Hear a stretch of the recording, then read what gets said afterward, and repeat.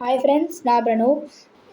இன்னைக்கு நான் ஒரு தியரி ஆஃப் ரிலேட்டிவிட்டி அப்படின்னு ஒரு டாப்பிக்கை பற்றி எக்ஸ்பிளைன் பண்ண போகிறேன். ஓகே, இதுதான் என்னோடய ஃபர்ஸ்ட்டு டைம் நான் ஒரு வீடியோ யூடியூப் சேனலில் போட போகிறேன். ஸோ தப்பாக இருந்தால் ரொம்ப இது பண்ணிக்காதீங்க. போக வீடியோஸில் நான் என்னெல்லாம் மிஸ்டேக்ஸ் இருக்கோ நானே அதை பார்த்து என் வீடியோஸை பார்த்து கரெக்ட் பண்ணிக்கிறேன். ஓகே, ஃபர்ஸ்ட்டு தியரி ஆஃப் ரிலேட்டிவிட்டினா என்னென்னு உங்களுக்கு புரிய வைக்கிறதுக்கு ஒரு சிம்பிள் எக்ஸாம்பிள் தரேன். நீங்கள் ஸ்கூலில் இருக்கீங்க, சின்ன பையன் நினச்சிக்கோங்க. இப்போ ஸ்கூலில் இருக்கீங்க உங்கள் கிளாஸ் ஃப்ரெண்ட்ஸோட. திடீர்னு பெல்ல அடிக்குது. அடித்தோடனே வீட்டுக்கு எல்லோரும் போகிறதுக்காக ரெடியாக பேக் எடுத்துகிட்டு போகலான்னு இருக்கீங்க. பார்த்தா திடீர்னு அனௌன்ஸ்மெண்ட் ஒன்று வருது. என்ன அனௌன்ஸ்மெண்ட்டு அப்படின்னு நீங்கள் கேட்குறீங்க. கேட்டு பார்த்தா பிரின்சிபல் மேம் அனௌன்ஸ் பண்ணுறாங்க. அதாவது அவங்கவுங்க கிளாஸ் டீச்சர்ஸ் யார் யார் இருக்காளோ அவள் திருப்பி ஒரு கிளாஸ் எடுக்கணும். அதாவது ஸ்பெஷல் கிளாஸ்னு ஒன்று எடுக்க போகிறாங்க. அதுவும் நம்ம கிளாஸுக்கு மேக்ஸிமம் பண்ணிட்டாங்க, மேக்ஸிமம் தான் எடுக்க போகிறாங்க. ஸோ இப்போது அந்த ஒரு ஃபுல் டே நம்ம ஓட்டினோம், அது கூட பெருசாக தெரியல. ஆனால் இப்போ இந்த ஒரு பீரியட் ஓட்டுறது இருக்குது பார்த்தீங்களா, அது ஒரு நாள் மாதிரி தெரியும். ஸோ அந்த ஒரு ஃபுல் டே 1 மணி நேரம் மாதிரி தெரியும், அந்த 1 மணி நேரம் ஒரு ஃபுல் டே மாதிரி தெரியும். ஸோ இப்போ நீங்கள் பார்த்தீங்கன்னா ஒருத்தனோட பெர்ஸ்பெக்டிவில் டைம் எப்படி போகுது, இன்னொருத்தனோட பெர்ஸ்பெக்டிவில் டைம் எப்படி போகுது, அது டிஃப்ரெண்ட்டாக இருக்குல்ல. ஸோ இதுதான் தியரி ஆஃப் ரிலேட்டிவிட்டி. ஸோ நீங்கள் இன்னும் என் சேனல் சப்ஸ்கிரைப் பண்ணிங்கன்னா, பண்ணலைன்னா ப்ளீஸ் சப்ஸ்கிரைப் பண்ணிடுங்க, லைக் பட்டன் அமுச்சிடுங்க. Okay, back to the topic போகலாம். ஸோ நான் என்ன சொல்லியிருந்தேன்னா, ஒருத்தனோட பெர்ஸ்பெக்டிவ்க்கு டைம் ஒரு மாதிரி போகும், இன்னொருத்தனுக்கு ஒரு மாதிரி போகும். The theory of relativity. இந்த கோட்ஸ் ஆல்பர்ட் ஐன்ஸ்டைன் தான் சொல்லியிருக்காரு. 2 விஷயம். ஒன்று, டைம் ஸ்பீட்னால் அஃபெக்ட் ஆகும், இன்னொன்று கிராவிட்டினால் அஃபெக்ட் ஆகும்.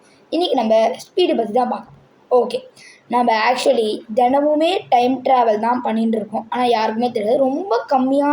ரொம்ப சின்ன அளவில் நம்ம பண்ணிட்டு இருக்கோம். அதனால் யாருக்குமே பெருசாக தெரியல. ஓகே, இப்போது எப்படி பண்ணுறோம், அது எப்படி உண்மை, நம்ம சொல்லியிருக்காங்கள்ல டைம் ட்ராவல் பாசிபிள் இல்லை, அது இம்பாசிபிள்னு சொல்லியிருக்காங்களே, அது தப்புது. பாசிபிள், தினமுமே எல்லோரும் பண்ணிகிட்டு இருக்கோம். அதாவது எவ்வளோக்குள்ளோ நம்ம ஸ்பீடாக ஓடுறோமோ நடக்கிறோமோ, இது சம்டைம்ஸ் ட்ரெயினில் போவாங்க, ராக்கெட்டு அதெல்லாம் போகிறாங்க பார்த்தீங்களா, அவங்களாம் ஸ்பீடாக போகிறாங்கல்ல.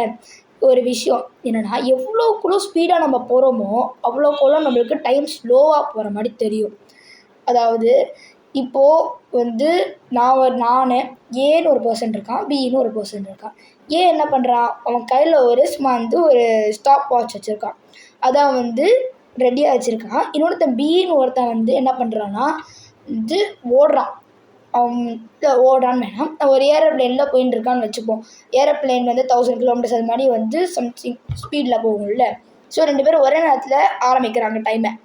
ஓகே, பிளேன் ஒரு 10 hours போகுது, டைம் ஸ்டாப்பே ஆகலை, 2 பேரும் ஓட்டிகிட்டே தான் இருக்காங்க. ஃபைனலாக நீங்கள் பார்த்தீங்கன்னா 2 பேரும் ஒரே நேரத்தில் ஸ்டாப் பண்ணுறாங்க. ஸ்டாப் பண்ணும்போது அவங்களுக்கு என்ன தெரியும்னா, அந்த ஏரோப்ளேனில் ஒருத்தன் போனான்ல, அவனோட ஸ்டாப் வாட்ச் ஒரு டைம் ஏவோட பர்சனை விட கம்மியாக இருக்கும். ஏன்னா நம்ம எவ்வளோக்கெவ்வளோ ஸ்பீடாக போகிறோமோ அவ்வளோக்கெவ்வளோ டைம் நம்மளை சுற்றி ஸ்லோவாக போகும்.